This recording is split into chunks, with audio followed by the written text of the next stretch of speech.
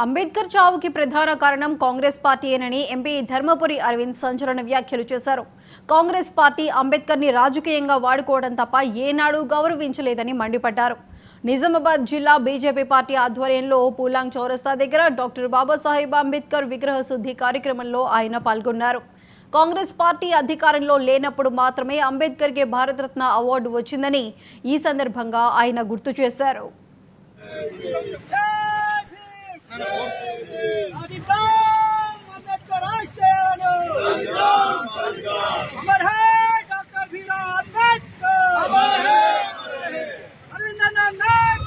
అంబేద్కర్ గారిని రాజకీయంగా మానసికంగా హింసించి ఆయనని హ్యూమిలియేట్ చేసి ఆయనని పని కట్టుకొని లోక్సభ ఎన్నికల్లో రెండు సార్లు ఓడించి ఆయన చావుకి కారణం ఈ కాంగ్రెస్ పార్టీ. ఆనాడు జవహర్ లాల్ నెహ్రూ నాయకత్వంలో నడిచిన కాంగ్రెస్ పార్టీ.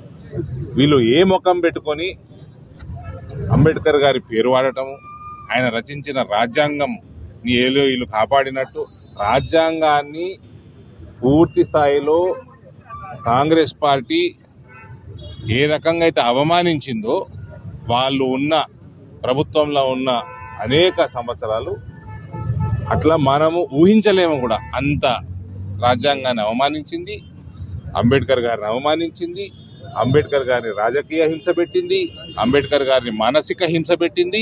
అంబేద్కర్ గారు చావుకి మొట్టమొదటి కారణం కాంగ్రెస్ పార్టీ. వాళ్ళు కూడా ఇవాళ అంబేద్కర్ గారి పేరు వాడుకొని రాజకీయాలు చేద్దాం అనుకోవడం, దీనికి మించిన సిగ్గుమాలిన చర్య ఇంకోటి లేదు. అంబేద్కర్ గారికి భారతరత్న ఎప్పుడు వచ్చిందండి? కాంగ్రెస్ పార్టీ ఫస్ట్ టైం ప్రభుత్వంలోంచి పోంగనే దేశంలో అంబేద్కర్ గారి